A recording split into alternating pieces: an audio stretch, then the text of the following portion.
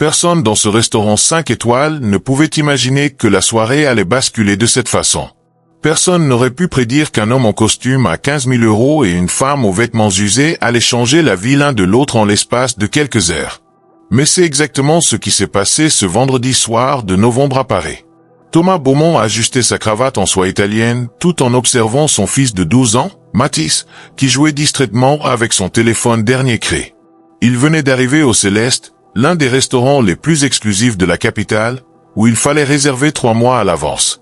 Thomas avait promis à son fils cette sortie depuis des semaines, mais entre les réunions du conseil d'administration, les voyages d'affaires à Londres et New York, et les innombrables appels avec des investisseurs, il n'avait cessé de reporter. Ce soir, enfin, il avait bloqué son agenda. Pas de téléphone professionnel. Pas d'interruption. Juste lui et son fils. Depuis le divorce avec Caroline 2 ans auparavant, ces moments étaient devenus rares et précieux, même si Thomas devait l'admettre, souvent maladroit. Il ne savait plus vraiment comment parler à cet adolescent qui grandissait si vite. Le restaurant brillait de mille feux. Des lustres en cristal pendaient du plafond, projetant des reflets dorés sur les nappes blanches immaculées. L'argenterie étincelait. Le murmure des conversations distinguées flottait dans l'air, ponctué par le tintement délicat des verres de champagne. Thomas inspira profondément, savourant l'atmosphère raffinée qu'il aimait tant. C'était son monde, celui qu'il avait construit pierre par pierre depuis qu'il avait quitté son village de Bretagne à 18 ans avec 100 € en poche et un rêve en tête. Ils s'installèrent à leur table près de la fenêtre donnant sur les Champs-Élysées illuminés. Mathis posa à peine un regard sur le menu gastronomique que le serveur leur tendait avec déférence. « Papa, je peux commander un hamburger ?» demanda le garçon sans lever les yeux de son écran. Thomas sentit une pointe d'agacement. « Un hamburger ?» Dans un restaurant où le chef étoilé préparait des créations culinaires qui relevaient de l'art. « Mathis, nous sommes au Céleste. Regarde au moins le menu. Le homard breton est exceptionnel ici. Je n'ai pas faim de toute façon. » Le silence s'installa entre eux, lourd et familier. Thomas chercha quelque chose à dire, n'importe quoi pour briser ce mur invisible qui semblait s'ériger chaque fois qu'il se retrouvait seul. Avant qu'il ne trouve les mots, un mouvement près de l'entrée attira son attention. Une femme venait d'entrer, hésitante, déplacée comme une note fausse dans une symphonie. Elle portait un manteau gris élimé qui avait connu des jours meilleurs, des chaussures usées, et tenait contre elle un sac en plastique froissé. Ses cheveux châtains étaient attachés en un chignon simple, et son visage marqué par la fatigue portait les traces d'une vie difficile. Elle devait avoir la quarantaine, mais semblait plus âgée. Le maître d'hôtel s'approcha d'elle rapidement, le visage crispé par une désapprobation à peine dissimulée. « Madame, je crains que vous ne vous soyez trompée d'établissement, » dit-il d'un ton glacial. La femme rougit violemment. « Je cherche juste les toilettes. S'il vous plaît. Ma fille. Elle attend dehors et elle ne se sent pas bien. Juste quelques minutes. Nos installations sont réservées à notre clientèle. Il y a un café public 2 rues plus loin. » Thomas observait la scène, mal à l'aise. Autour d'eux, d'autres clients jetaient des regards réprobateurs. Une dame âgée couverte de diamants chuchota quelque chose à son compagnon qui hocha la tête avec indignation. « S'il vous plaît, » insista la femme, sa voix tremblant légèrement. « Ma fille a seulement 8 ans. Elle est malade depuis ce matin. » Le maître d'hôtel fit un geste vers la sortie. « Je suis désolé madame, mais le règlement est le règlement. » C'est alors que Mathis leva les yeux de son téléphone. « Papa, elle a dit que sa fille était malade. » Thomas regarda son fils, puis la femme qui baissait déjà la tête, prête à partir. Quelque chose dans cette scène le dérangeait profondément. Il se souvint soudain d'un autre restaurant, il y a 30 ans, où sa propre mère avait été humiliée de la même façon. Elle travaillait comme femme de ménage et avait voulu l'emmener manger une glace pour son anniversaire dans un établissement chic. On les avait refoulés à l'entrée à cause de leurs vêtements modestes. Sans réfléchir davantage, Thomas se leva. « Madame, l'appela-t-il » La femme se tourna, surprise. Le maître d'hôtel fronça les sourcils. « Vous et votre fille êtes mes invités ce soir. » Philippe, ajouta-t-il en s'adressant au maître d'hôtel qu'il connaissait bien pour ses dîners d'affaires réguliers, « veuillez installer madame et sa fille à notre table. Nous aurons besoin de 2 chaises supplémentaires. » Un silence stupéfait s'abattit sur le restaurant. Philippe ouvrit la bouche, la referma, puis se ressaisit avec son professionnalisme habituel. « Bien entendu, monsieur Beaumont. » Tout de suite. La femme le fixa, incrédule. « Monsieur, je ne peux pas. Ce n'est pas nécessaire. Nous voulions juste. J'insiste, dit Thomas avec un sourire. Comment vous appelez-vous? Élise. Élise Martin. Et ma fille s'appelle Chloé. Enchanté, Élise. Je suis Thomas, et voici mon fils Mathis. Allez chercher votre fille. Elle doit avoir froid dehors. Les yeux d'Élise se remplirent de larmes. Elle pressa sa main contre sa bouche, submergée par l'émotion, puis sortit précipitamment. Quelques minutes plus tard, elle revint avec une petite fille aux joues pâles et aux grands yeux bruns, emmitouflée dans un manteau trop grand pour elle. Mathis se poussa immédiatement pour faire de la place. La petite Chloé s'assit timidement, regardant autour d'elle avec émerveillement. Elle n'avait probablement jamais mis les pieds. « Vous habitez loin ?» demanda Mathis, soudain intéressé. « À Créteil ?» répondit Chloé d'une petite voix. « C'est à 40 minutes. »« Et tu as dansé même en étant malade ?» s'exclama Mathis avec admiration. « Moi, quand j'ai un rhume, je reste au lit toute la journée. » Pour la première fois, la petite fille sourit. « J'adore danser. C'est ma passion. Un jour, je serai danseuse étoile à l'Opéra de Paris. » Thomas observait son fils qui, pour une fois, avait posé son téléphone et conversait naturellement avec cet enfant qu'il ne connaissait pas 5 minutes auparavant. Il y avait dans leurs échanges une simplicité qu'il avait perdue depuis longtemps avec Mathis. Le repas fut servi. Thomas avait commandé généreusement, des entrées raffinées, des plats principaux somptueux, et même des desserts pour tout le monde. Il regardait Élise et Chloé savourer chaque bouchée avec une gratitude qui lui serrait le cœur. Quand avait-il perdu cette capacité à s'émerveiller devant les choses simples? Au fil de la conversation, Élise se détendit et partagea son histoire. Elle était infirmière de nuit dans un hôpital public, un travail épuisant qui lui permettait tout juste de joindre les deux bouts. Le père de Chloé était parti quand la petite avait 2 ans. Depuis, c'était elle seule. Pas de famille proche, pas de soutien. Juste elle et sa fille contre le monde. Les cours de danse coûtent cher, avoua-t-elle. Mais c'est le rêve de Chloé. Alors je fais des heures supplémentaires quand je peux. Je nettoie aussi quelques bureaux le week-end. Ça vaut le coup quand je la vois danser. Elle a un vrai talent, vous savez. Sa professeure dit qu'elle pourrait aller loin, si elle pouvait se payer une école spécialisée. Chloé baissa les yeux, gênée. Maman, ce n'est pas grave. Je peux continuer avec les cours normaux. Mais Élise essuya discrètement une larme. Elle méritait tellement mieux.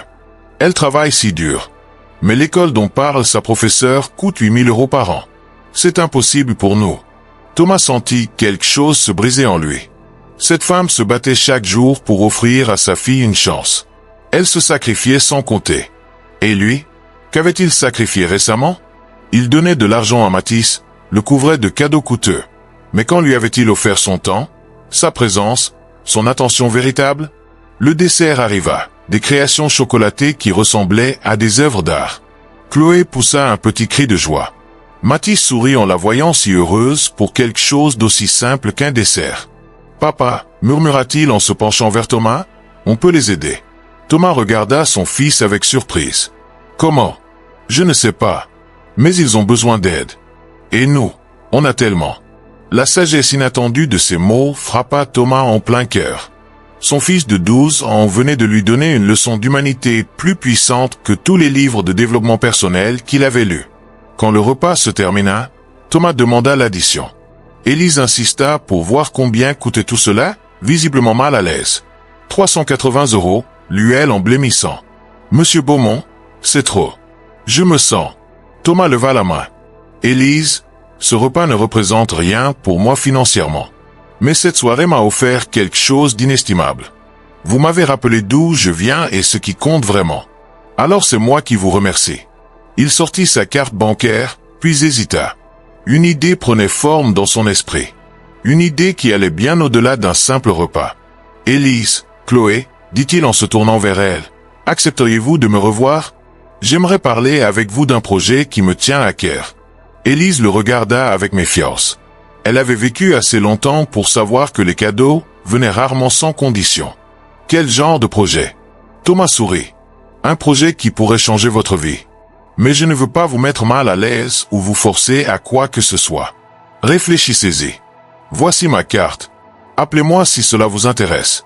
Il griffonna son numéro personnel au dos de sa carte de visite et la lui tendit. Dans le taxi qui les ramenait, Mathis ne parlait que de Chloé et de sa passion pour la danse. « Papa, tu as vu comme elle était heureuse? Et sa mère est tellement courageuse. »« Oui, répondit Thomas. Elle me rappelle ma propre mère. Elle aussi travaillait jour et nuit pour m'offrir une meilleure vie. »« Tu ne parles jamais d'elle, remarqua Mathis. C'était difficile. J'ai quitté la Bretagne et je n'y suis jamais retourné. J'étais tellement concentré sur ma réussite que j'ai oublié d'où je venais.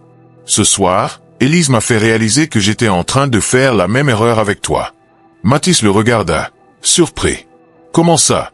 Je te donne tout matériellement, mais je ne suis jamais vraiment présent. Je t'achète le dernier iPhone, mais je ne prends pas le temps de discuter avec toi. Ce soir, j'ai vu comment tu t'es ouvert avec Chloé, et j'ai réalisé que je ne te connaissais même plus. Ça doit changer. » Les yeux de Mathis brillèrent. « Je préférerais 1000 fois que tu sois là plutôt que d'avoir tous ces cadeaux, papa. » Thomas serra l'épaule de son fils, la gorge nouée. Le lendemain matin, Thomas était à son bureau quand son assistante lui annonça un appel. C'était Élise.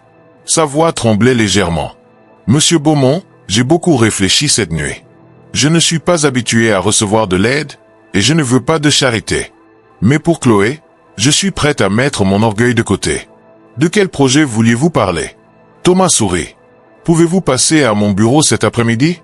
J'aimerais vous présenter quelque chose. » Quelques heures plus tard, Élise se tenait dans le hall impressionnant de la tour où siégeait le groupe Beaumont International. Elle était encore plus intimidée que la veille au restaurant.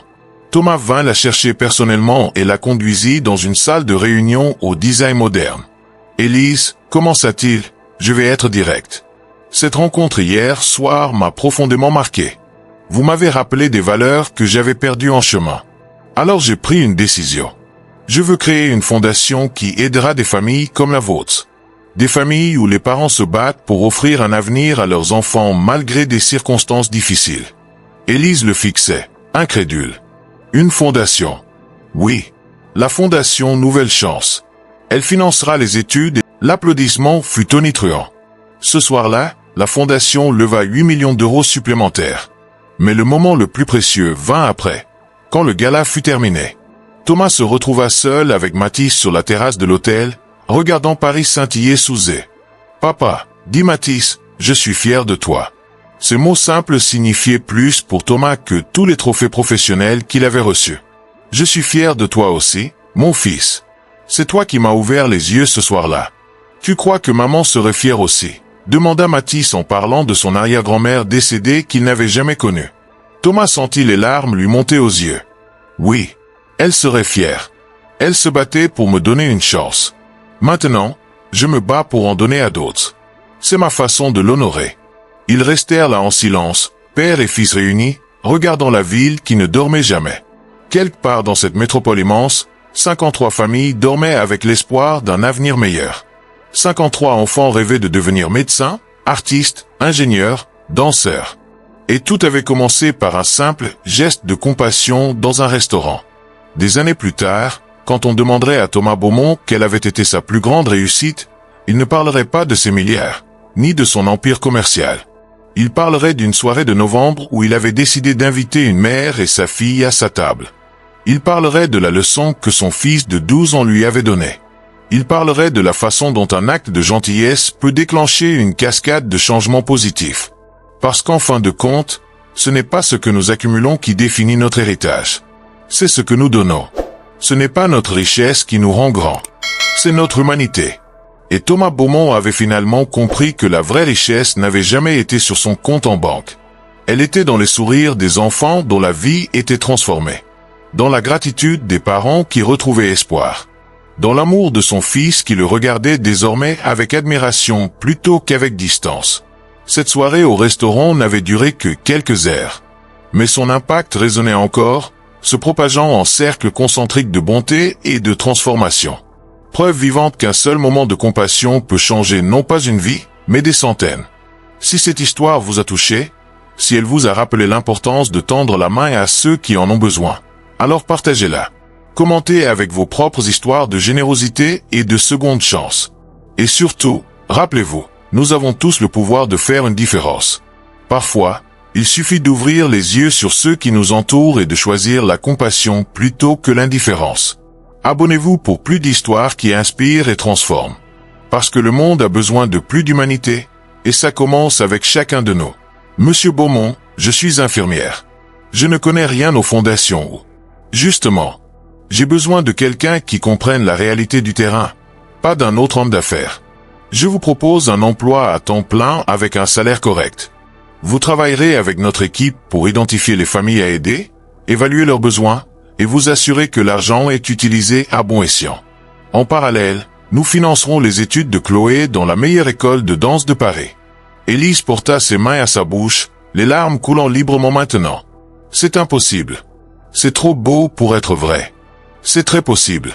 Et très réel. Vous m'avez redonné un sens à ma vie hier soir. Laissez-moi faire la même chose pour vous. Les mois suivants furent transformateurs pour tout le monde. La Fondation Nouvelle Chance fut officiellement lancée avec une dotation initiale de 10 millions d'euros. Élise quitta ses gardes de nuit épuisantes et se plongea dans sa nouvelle mission avec une passion et un dévouement qui impressionnèrent toute l'équipe de Thomas.